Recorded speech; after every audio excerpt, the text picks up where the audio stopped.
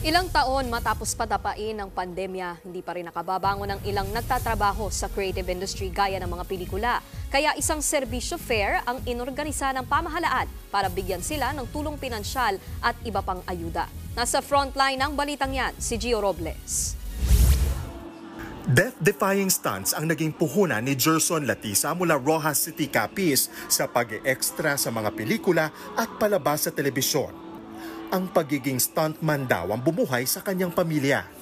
Si Francis June Posadas naman, higit 5 dekada ng direktor ng mga action, drama, comedy at sexy films. Mula 1970, lagpas 150 pelikula na ang nagawa niya. Pero kumpara noon, humina na raw ang paggawa nila ng pelikula, lalo na nitong COVID-19 pandemic.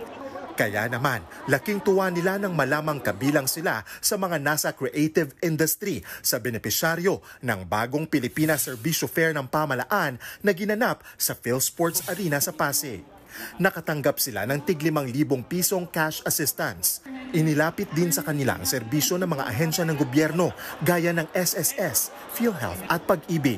Malaki talaga ang tulong nito gawa sa ang lahat ng mga katulad namin sa stuntman talent sa industriya ay magkakaroon ng ayuda, magkakaroon ng financial at malaking tulong sa lahat. Sa ganitong mga binibigay nila at nakakaahon ng konti dahil sa panahon ngayon taghirap Kung baga halos patay ang industriya natin.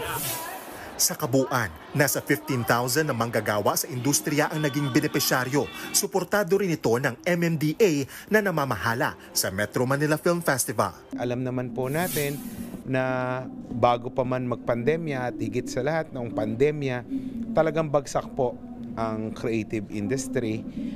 Bago-bago pa lang po bumabangon, marami po sa ating mga kababayan na nagtatrabaho dito ang talagang nawalan ng trabaho. Present sa event ang ilang taga-Film Development Council of the Philippines, kabilang ang chairman nito at direktor na si Jose Javier Reyes.